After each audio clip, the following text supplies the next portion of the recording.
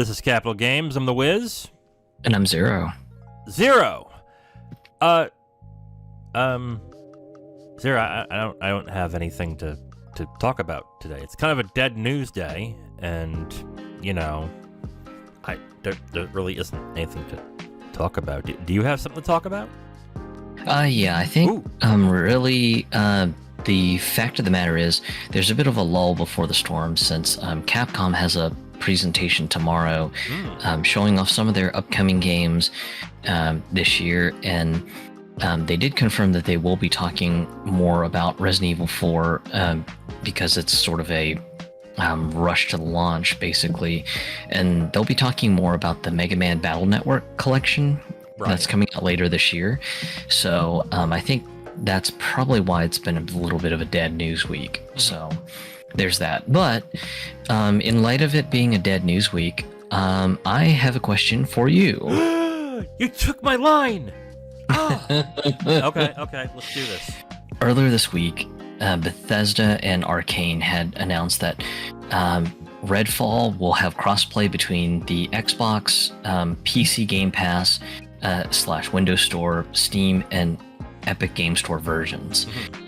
And one of the things that came up during this announcement on social media were people asking Arcane once again, hey, is the requirement for an internet connection to the master server for single players still a thing? Because this seems kind of like a bit of a terrible requirement to have for a single player game.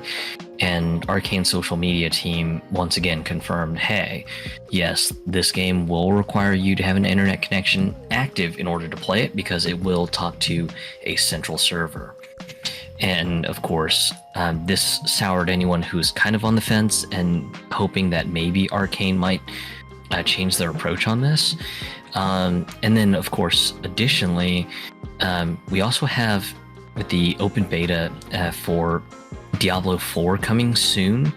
I believe it's the week of the 13th through 17th for anyone who has pre-ordered the game, and then the week after for everyone else who has chosen not to pre-order the game, where they blow the doors wide open for everyone to play. And I have a hunch that much like Diablo 3, where that one did require a connection to a master server to play even the single player campaign of Diablo 3, I suspect Diablo 4 is going to have very much the same requirement.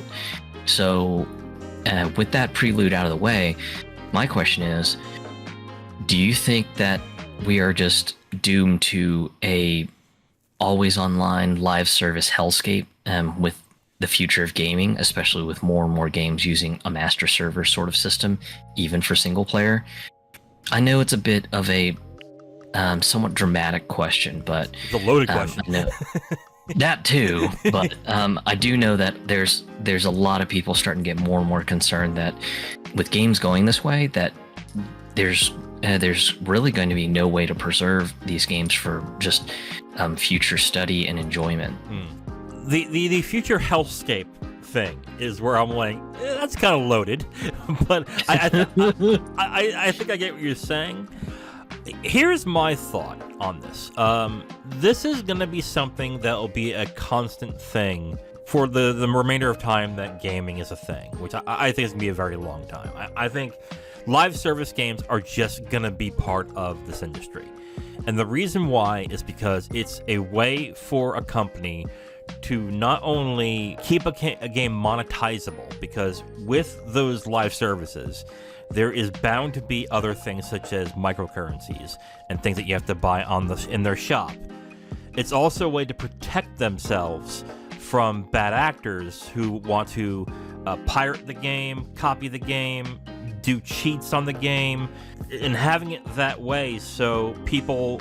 Because if you remember in, let's say, Call of Duty, when after a certain point in time, people would crack the game and they were able to run cheats on it online, rendering the game completely unplayable for people who don't have cheat systems. This is a way for them to protect themselves from that happening. It still does happen to a certain extent, but not as much as it used to. So as long as there's that protection there, more companies are going to go this route. However, Do I think this is going to be the big thing that everyone does? Not really. I think for the next few years, you're going to have more things like Marvel's Avengers and Babylon's Fall, where they're games that don't need to be live services, but for some reason it's shoehorned into one, and those games will fail, and they'll shut down and die off, and companies will start learning lessons that only certain types of games should only have these live service designations. Like, for example, would it be a good idea to make a JRPG like, I don't know, Dragon Quest, a live service game? If they made a live service Dragon Quest game that is only single player, would that be, like, if Dragon Quest 12, live service, would that be a good idea? Honestly, I don't think it would be. Yeah. And it's going to take somebody, it's probably going to take a company to either make that mistake and then have to shut down that game and lose all the potential money making they could have had by doing it, or someone making a great idea to make that a thing. And that's what generally is going to happen. I mean, look, like I mentioned, Avengers, Babylon's Fall. We can talk about Lawbreakers, like things like that. People are going to try different things, and most of them are going to fail. I think in the next couple of years you might see it more, but in the far-flung future, let's say 5 or 10 years, I don't think we're going to have a Mario game as a live service. I don't think we're going to have a Metroid game as a live service. I don't think we're going to have, I don't know. The types of games that we're interested in and we like, I don't see everything becoming a live service. There are going to be certain types of games that will benefit from that live service model. Like, for example, like Destiny. Like, Destiny is built to the ground up to be a live service, and that makes sense. I think what will happen is the ones that don't make sense of live services will go away, and then just those certain types of games will get made. But if that's all you're interested in, then yeah, it's gonna be kind of shitty. On the other hand, it just really depends on the game, because that's what the market does. The market takes the ideas that people make, and it competes with everybody else. And then when some things succeed, some things fail, and as long as they fail, they won't happen again. That's how I look at it. So I'm not too worried about it being the dystopian hellscape of gobbledygook that is a live service, like everything's a live service, because not every game can be a live service. It just can't. It would make no sense. But for the most part, I think some companies will specialize in it. Others will say, well, we're more single-player focused. Others will say, well, we're more multiplayer peer-to-peer focused. We don't need it to be this. I don't see this being that big of a problem. I think there will be a couple of years where companies will try, and then they'll fail, and then everyone will learn from those failures and move on to something else or figure out what they want. I'm kind of the same mind that right now there is a lot of fascination over live services because every other company is kind of eyeing things like Fortnite, Call of Duty Warzone, and things of that nature where they just see, oh wow, this is a live service and look at all the money they're raking in. Hey, we gotta, try to get in on this live service thing, and if we get in on it, then bam, the chances of us really raking in the cash is going to be awesome. And of course, much like you mentioned, there will be companies that will try to shoehorn this concept into a game that really doesn't necessarily need it, and then in some cases the game goes bust, and it's a hard lesson for the developer and possibly the publisher on, hey, maybe you guys should actually slow your roll, try to do the research, and even make sure if the live service model works. And one of the examples you mentioned was Babylon's Fall, which I can't believe it was almost a little over a year ago. But yeah, just that was something that I remembered when it was when the initial announcement and the initial trailer was shown off. I was like, okay, that seems cool, especially just I like the whole co-op thing. And then when they made the more detailed announcement saying, hey, by the way, it's a live service game, it was just like, oh, God, really, guys?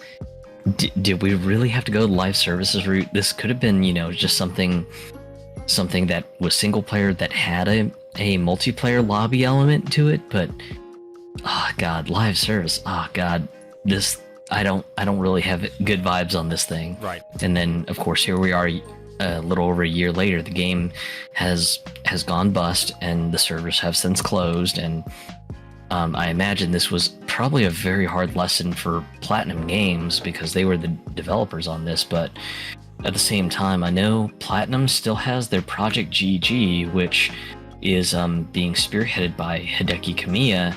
I believe the current CEO, Atsushi Inaba, has made allusions that the game will still be a live service product. So I know it personally has me a little bit on the skeptical side of just how things are going to pan out, because with the failure of Babylon's Fall, I'm just like, Platinum, are you really sure you want to get into this whole live service thing? Because just Babylon's Fall was pretty bad, guys.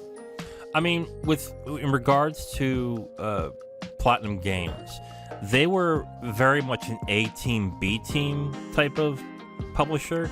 And it just so happens that their A team is constantly working on things with Nintendo, and that's basically what it is. And everything from their B team does their games are a noticeable dip in quality. Let's talk about Legend of Korra. Let's talk about Let's talk about Babylon's Fall. It just seems like there is a distinctive dip in what they do when it comes to quality in their cases. But even if it was the A team that was doing Babylon's Fall, I don't think I would want a Bayonetta multiplayer live service character action game. I just don't think that would work. It would be more something along the lines of a Honkai Impact 3rd, which is a character action game, but the multiplayer stuff is kind of amorphous. It's there, but it's not a big deal on that. And Yep. I think with Honkai Impact 3rd, there's only really room for one type of that game. And that's another thing the market is going to have to dictate when it comes to these things. I mean, you would think Marvel's Avengers would probably be the game that would have done that, but no, it didn't. Like, Marvel's Avengers was not successful in that end. I find it funny that something like Honkai Impact 3rd has more staying power than Marvel's Avengers. That I find funny, but let's go into the basic question, which is about Redfall. When it comes to it being a live service, is it really that big of a deal? Here's why I'm asking. Okay, the game is designed to be a 4-player cooperative game, and you're doing all these things in a group, and as the old adage is, everything's better in co-op. What exactly is the big deal of it being a live service if the main thrust of the game is to play cooperatively? I know you can play it single player, but if the main point of the game is to play a cooperative game with other people where you can level up and you can synergize and do all this, is it a little weird to complain that it's not offering something, is not inherent focus? I definitely see thought process behind the question and everything, and my answer would be it depends. Mostly because I think the concern is maybe potentially Redfall ends up being super beloved or something. Okay. And like what we've seen with all live service games, eventually they all do come to an end. Right. And when they do, when that day comes, typically the first thing to disappear are the servers. Just the servers go, and then if the game had a framework that tied your game to a save file that was saved on the server, then essentially when the servers go belly up, then that means your save game goes too. And if Redfall in a hypothetical scenario ends up being a very beloved game, then it is a bit of a bummer, because that means, well, game's gone and there's no way to play it. So, I mean, I definitely kind of get the concern where some people have of, just, this is a game I'd like to be able to play forever and ever and ever.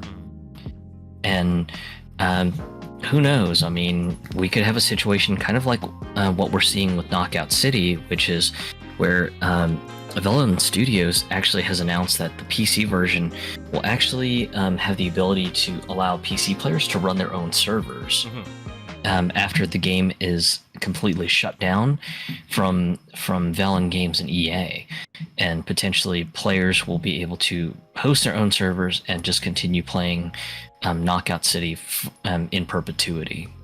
So there's always that, but typically those cases are very rare and few and far between due to middleware that is usually licensed for the developer to use, but not for the general public. Not only middleware, but an IP that could still make money for that company. Because if you are a company who's shutting down a game, but that IP is still valuable, you don't want to give that IP away for free.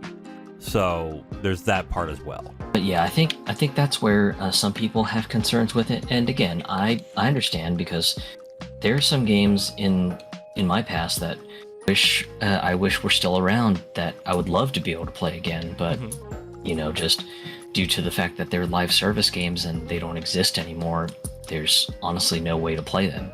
Or there might be a way to play them, but it's private servers with very arbitrary rules, and sometimes those arbitrary rules aren't really great. Like, I remember before World of Warcraft Classic came out, and people were kind of upset with the way that World of Warcraft was moving. Some people ended up setting up their own private servers, of course, to kind of incentivize people to support the private server framework. Some of these people ran like little donation campaigns going, oh, well, you know, it takes us a lot of effort to run private servers for World of Warcraft, so if you value this, then you can donate, and you know, if you donate, you get these sweet powers that nobody else gets. And of course, it was like really OP shit. I also have an issue with what you're saying as well when it comes to preserving games, because yes, would it be nice if these companies would preserve their games and their code so you can play them later on down the road? Yes, I would like that. But they don't see the point in doing that. Okay? Yeah. And I think that's a bad move, but that's their thing. But let's also be fair here. That's what the gaming mentality is ad nauseum, except for a specific niche of people who are into gaming called retro gaming. That they are okay playing old games on old hardware. The vast majority of people play video games do not care about that. They just don't. You can tell them, like, you can say, oh man, you remember what it was like to play Call of Duty Modern Warfare? Like, oh yeah, that was great. But I have Modern Warfare 2 on Xbox Series X. Why would I go back to that? People don't have that, most people don't have that nostalgia for games that way, to want to go back to the old thing. I mean, let's look at Destiny and Destiny 2, for example. If Destiny 1 were to shut down, do you think people would care? I don't think they would. I think you would have the people who goes, oh, we need to preserve gaming, and this, like, okay, fine. But then on the other hand, what's the incentive for the company to keep those servers running when no one's playing them? At that point, I'd be like, well, yeah, of course you're shutting it down. No one else is playing it. That I understand completely. Destiny is something that I think was designed to be a live service game, and you go in knowing that at that point. So yeah, at that point, like, if you're going in knowing it's a live service game, you have to have the mentality of the fact that this is all going to go away at some point. Or if the game is successful enough, when they do the sequel, they'll just bring your progress right back into the new game, such as Overwatch. Overwatch did that. They shut down 1, they put up 2, and then all your stuff is there. That I don't see as much of a problem. I know some people are like, oh, I want to play Overwatch 1 Classic, but it's not there. It's like, what do you want? Like, yeah. But, and I guess for me, the way I see it is, I understand the sentimentality.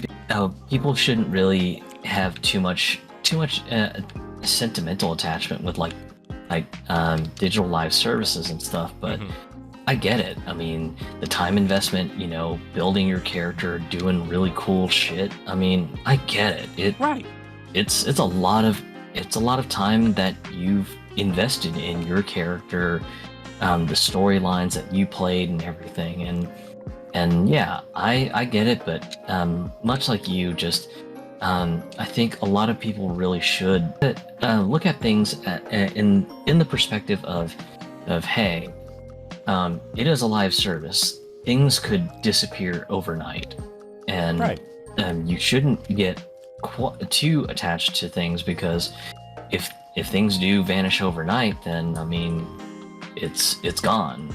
There's no saving it unless some company decides to go through all the crazy legal work to make sure that a game could end up having the code open sourced out for servers or things like that, kind of like what we're seeing with Knockout City and everything. But the Knockout City case is exceedingly rare. Right. And another example is a game that I have been very much into for years now. That is probably going to go down at the end of this year, and it's Gwent. Gwent made an announcement that they are no longer doing anything new after the end of this year, and they're doing this thing called Gwentfinity, which is where they give the people who are playing Gwent the means to actually play Gwent on their own in this, and do updates if they want to on that end. Which, fine, but I spent a lot of money on that game, and am I sad that it's possibly not getting new updates? Sure, I am sad. That sucks. But I also do understand that there's a business aspect to this. That if it's not making money, there is no point for them to spend the resources to continue running the game and to continue making it run. If no one's playing the game, if no one's putting money into the game, do you really expect these developers to then go on and say, well, we have to keep it up and pay the costs in perpetuity? No, I don't think that. Unless you want to give them a monthly subscription, then at that case, fine. Then they would have to, because you're giving them money. In the end, if it's not making money and it's not got a lot of players in it that are playing the game, I don't see the point of keeping it up, other than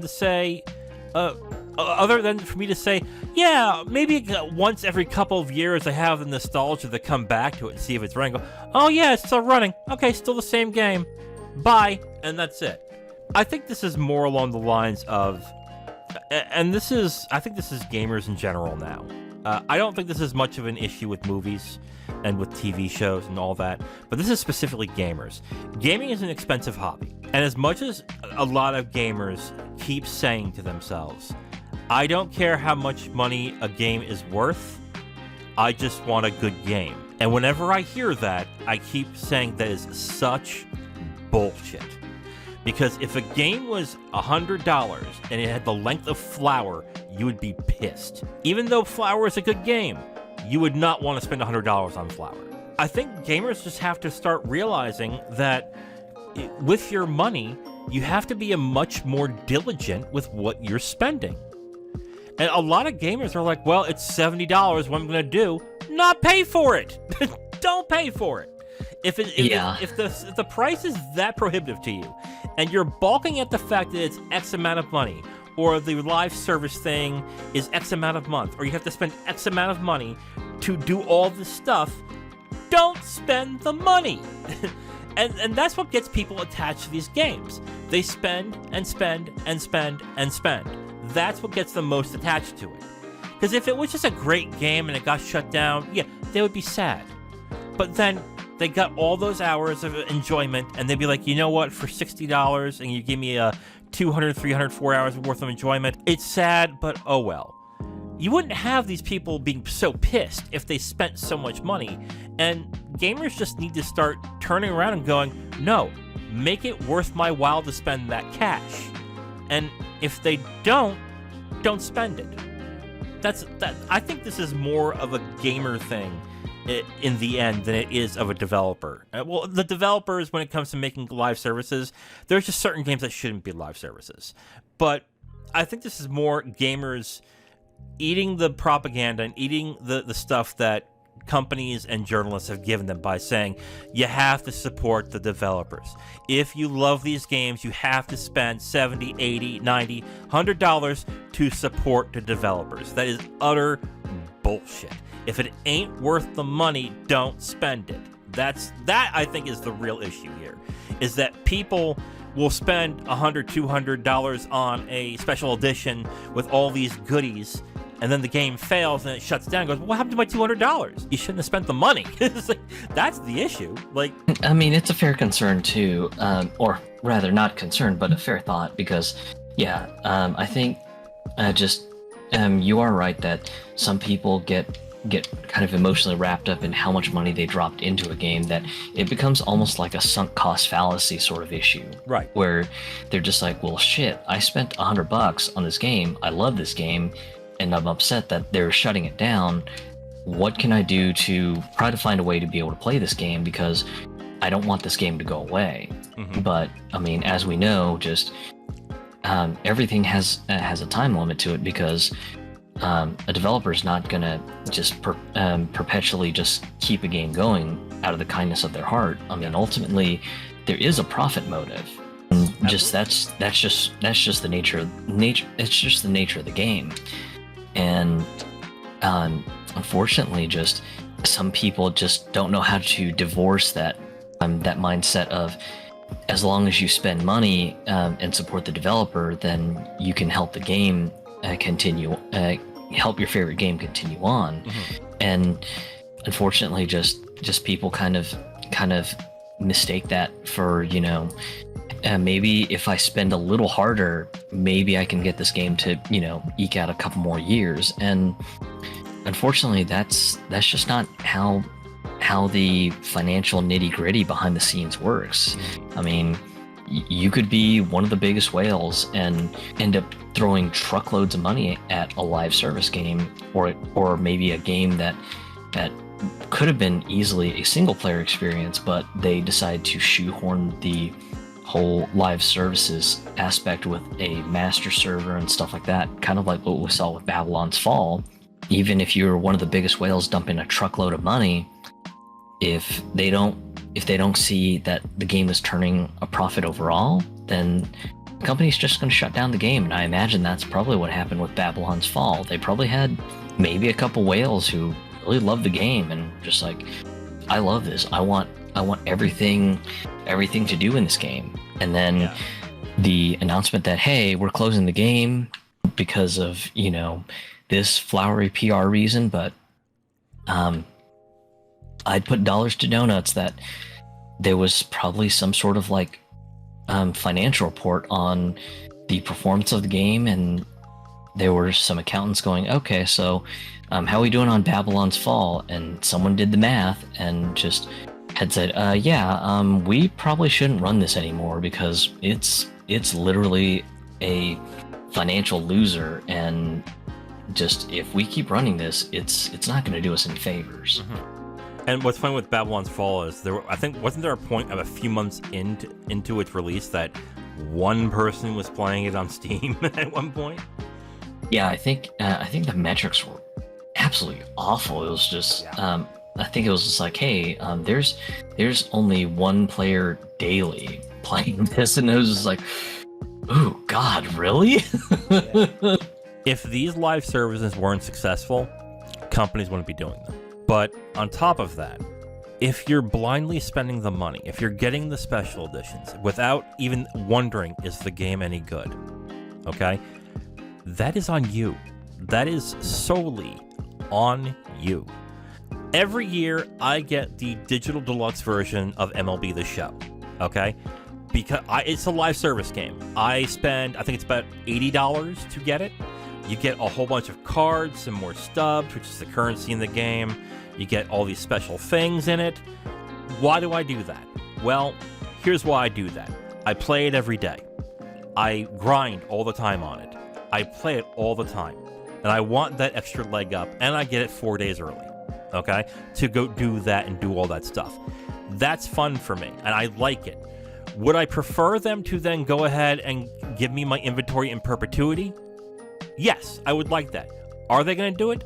No. You see me complaining about it when they shut down the game? No. Why? Because I knew they were going to do it. I've known that in the back of my head.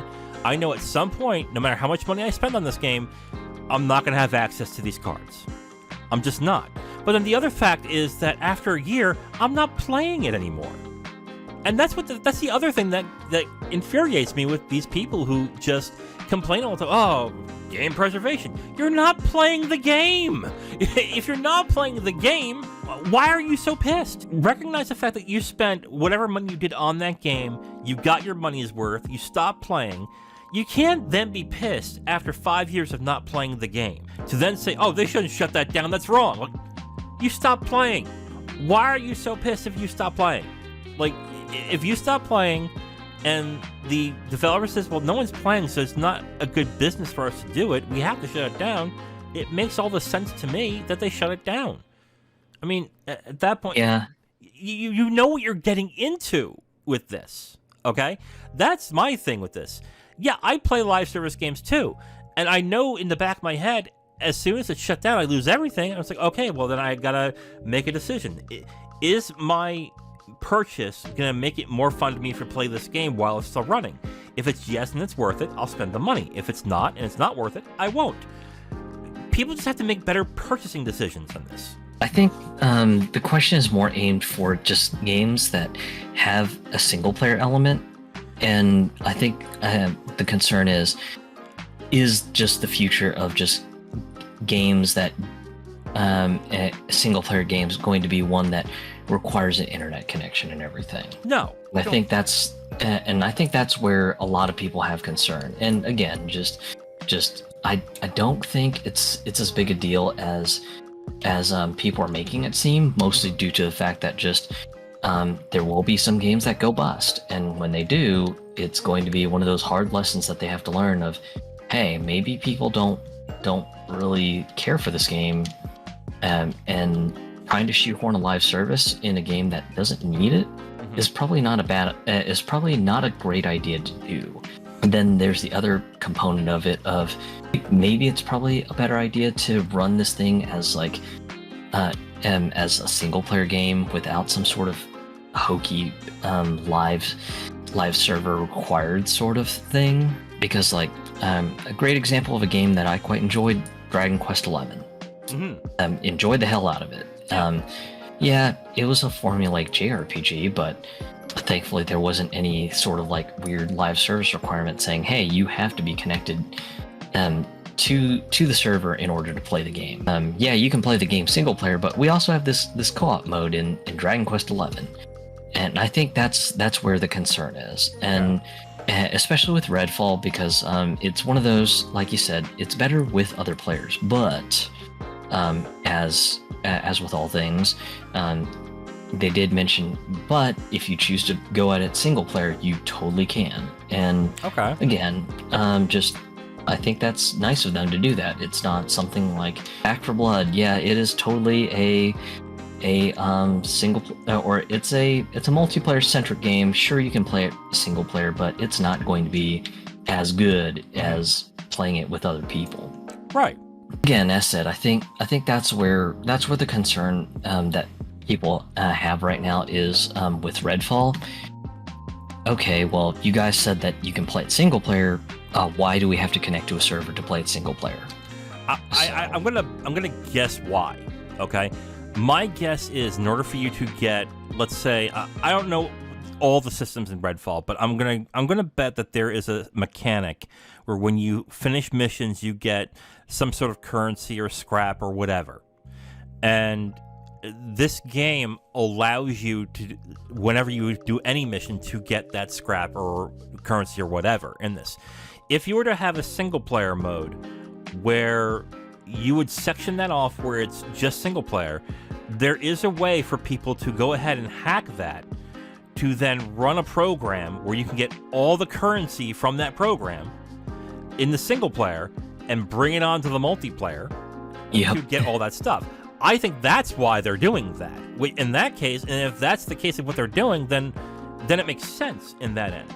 I think that might be the reason as to what it is. Like, they're allowing you to earn that currency while doing single player, but in order to do that, we need to make sure that you're not doing anything shady. So we need to make it a live service game, which to me makes sense. I have no problem with it. But your example, and I think your example of Dragon Quest XI, that was a live service thing. But that's what I was talking about before. People are going to make those mistakes making live service games into something that it shouldn't be. They're going to make those mistakes. It's going to fail, and then people are not going to try that again. I also think in the thing with Dragon Quest, okay, unless they remake 9, and if they remake 9 to a live service, I wouldn't be against that. Like, 9 is a specific type of game where if they made that into a live service, I think that could work. But I think the people behind Dragon Quest, if a money manager or a president would go, we want a live service, make 12 a live service Dragon Quest, I think the people behind those games would say no. I think there was we can't do that. That's not going to work. You want to make a separate game that's a live service Dragon Quest? Great, go ahead. But 12 can't be that. I think that's what would happen in that end.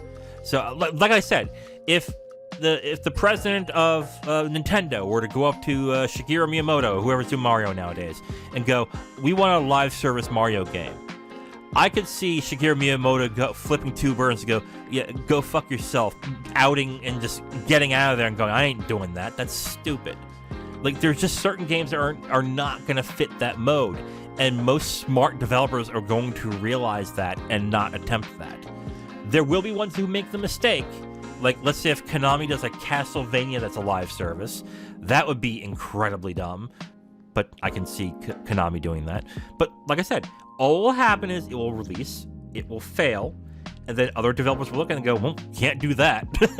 and that's it. It is okay for them to make mistakes. Let them make the mistakes and it will happen. I just don't think it's going to be this barren wasteland that everything is going to be a live service, and in order to play any game, you have to devote your entire life to play it. I don't think that's the case. Because we've been saying that for how long now? Is it 5, 6, 7 years? And has that been the case? No. What are the more popular games that make the most money? I don't know. Stardew Valley. Let's look at a bunch of other indie games along those lines, like Hades, for example. Like, there are games that aren't live services that become very popular and make a lot of money. We're not going into that. I don't think it's going to happen. I think some developers will make those mistakes and will try something and fail. Or hell, I'll even put it this way. I'll bet money there are developers who have tried this and got to a certain point and realized this isn't going to work and scrapped the entire game entirely. I think the question of, is this going to be a hellscape of live services? No, it's not. I don't think it is. Now, do I think maybe the bigger franchises are going to try it? Yes, I do. I think that is what's going to happen in this one. But then that's up to gamers to then go ahead and go, okay, let me try these other types of games. But if all you're interested in are, let's say, first-person shooters and stuff like that, then yeah, you might be in a little bit of pain in this, and you might not like where it's going. But then that's why you diversify what you're playing. Like, this is with me in movies, in a certain case. I can't, and this is with gamers, movies, and everything. I can't stand when people say, man, games suck these days, there's nothing to play. It's like, well, stop playing the same fucking game. Play something different. Try something different. Watch something different. Give something else a chance. Like, if you're not doing that, then yeah, of course it's gonna feel like nothing's there because you're playing the same fucking things. Just try something different at that point. Yeah, like, I think, honestly, first-person shooters are probably gonna be the one thing that's gonna be a live service more than anything else. I think, at this point. Yeah, especially with just the focus on multiplayer being the big driver of revenue for a lot of first-person shooter games. I mean, Warzone's kind of proving to that point, especially with just things like the costumes, the special skins that you can use for your character to skin them to be like a completely different character or something. If the Hellscape were to happen, it would have happened by now, I think. And of the games that have been live services and just didn't fit well as a live service, they failed. And that's it. That's all there is to it. It failed. I just don't see what people get bent out of shape about this. I understand the thing of wanting to preserve games, but I have to mention as well, if the company that makes the game doesn't want to preserve it, then what are you going to do at that point? At that point, I'd be like, oh well. I mean, the people who make the games don't care. I mean, how many... Okay, here's another question for you. I know we're going along here. Here's another question, Zero. How many reports have we heard of game developers, the people who take the time to create these games, who then take that code that they made, overwrite the code to put another game on top of it? How many times have we heard those things happening? Countless times over the years. Yeah. So if the people who create the games don't give a shit about it being preserved, what does that tell you? This is a medium that I think actively, except for a small subset of people, actively look at the past and go, we're moving on from it. It's done. We don't look back. Keep moving forward. Move on. That's what they do in this. This is where games are much different than film, books, and music.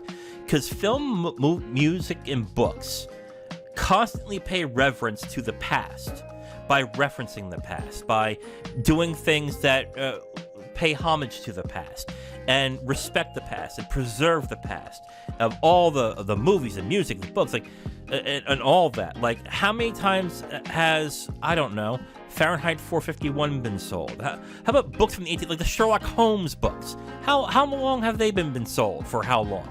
Hundreds of years. Okay? If the creators don't give a shit, maybe you shouldn't either. That's how I look at it at this point. I don't really think single player wise, it's just going to be just a hellscape of just constantly online connected games. Yep. But I mean, at the same time, I do understand the concern. I do too. Because I know some people gripe about that sort of stuff, and they're just like, oh god, just especially now with just the talk of Redfall. You know, really want to play Redfall, but the fact that the game requires a server to connect and everything, yuck. Though at the counterpoint, the counterpoint that I have is, okay. I remember back when Diablo 3 was on the cusp of coming out. Yes. And Blizzard had came out and said, hey, due to how we have configured this game, it will require you to be online, and it will require you to connect to a master server, and you know, there's just no way around it.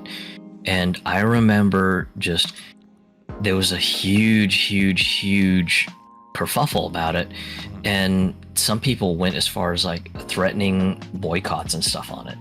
They were just like I swear to God, just I am boycotting the shit out of Diablo 3 because fuck this always online bull crap. It's a frickin' single player game.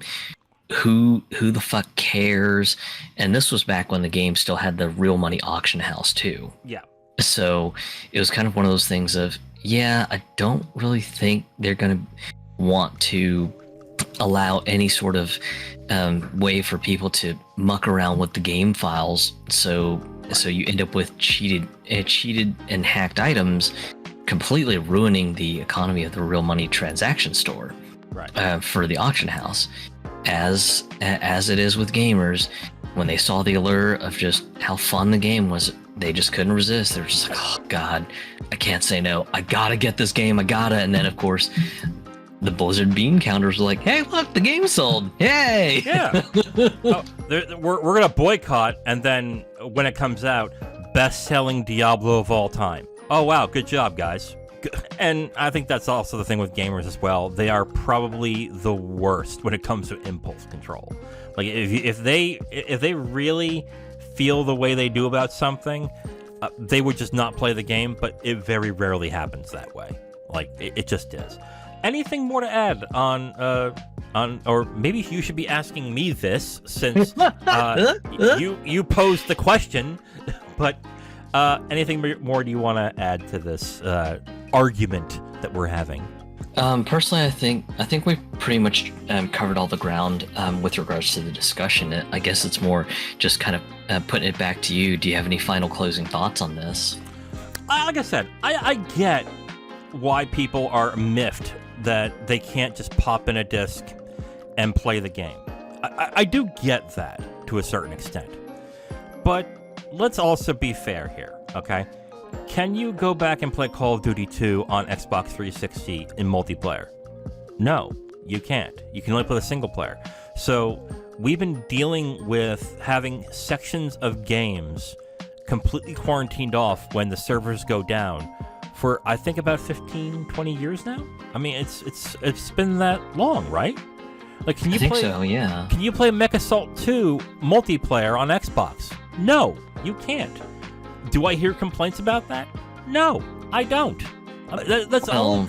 Go ahead. To be fair with Mech Assault, I think Mech Assault on the original Xbox still has the ability to play by LAN. So technically, if you have like a little cheaping $20 network switch, and you and your buddies brought your Xbox consoles together and your disc copies of Mech Assault, yeah, technically you could play it on LAN. Okay, I'll give you it. I'll give you that.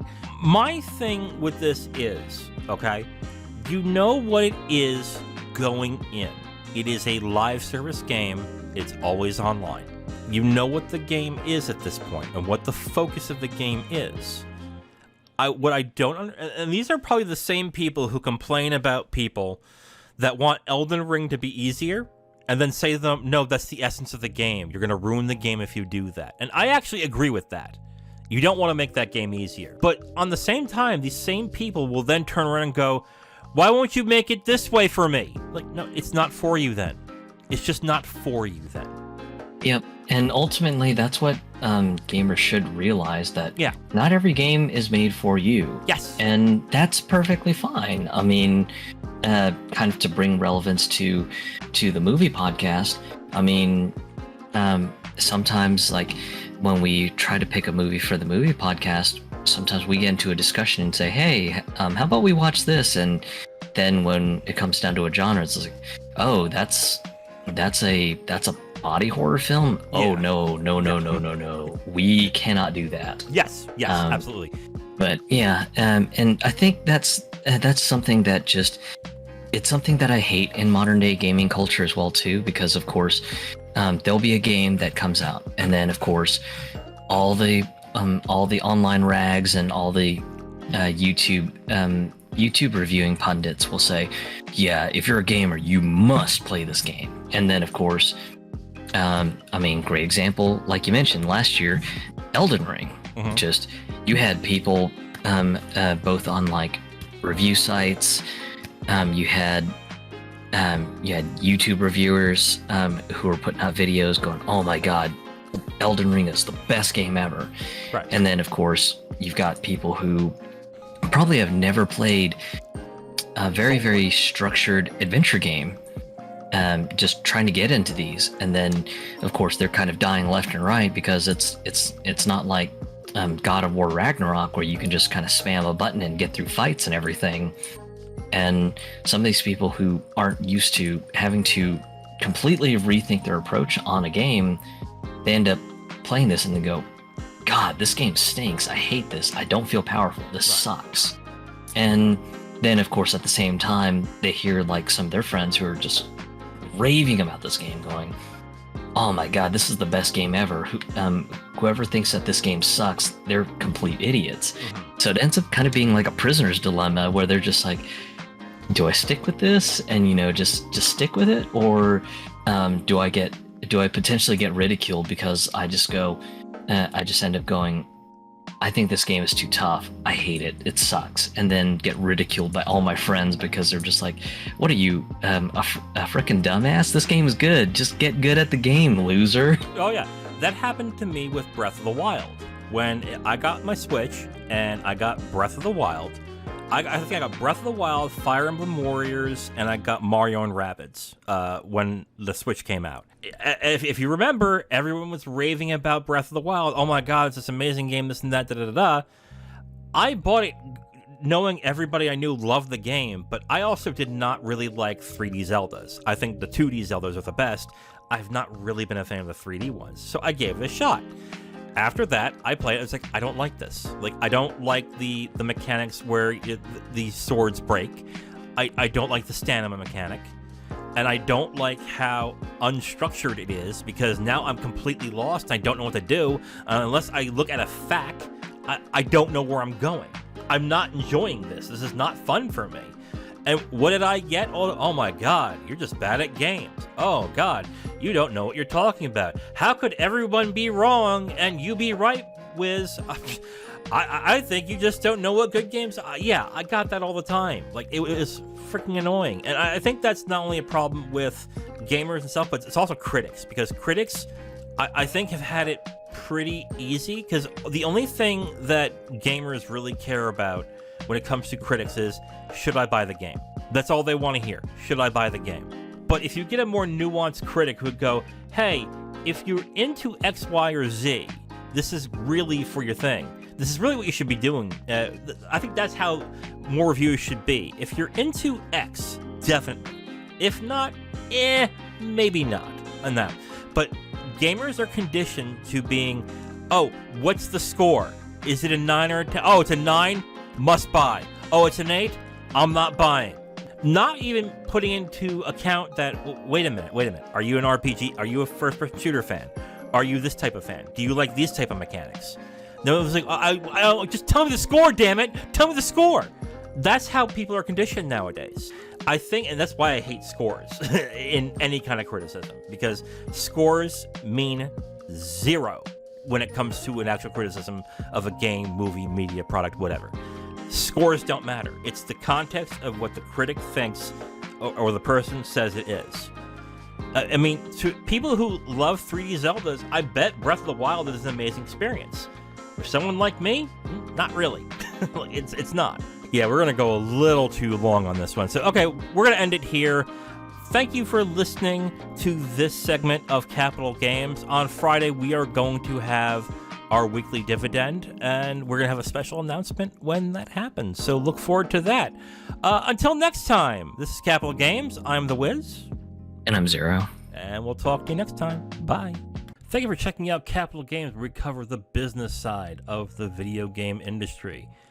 Please like, subscribe, and comment if you enjoyed the video. You can also subscribe to the podcast if you prefer to have it on your podcast feed. And check us out on our socials and email us if you have a question, comment, or suggestion. Thank you for watching and listening. We'll hear from you next time.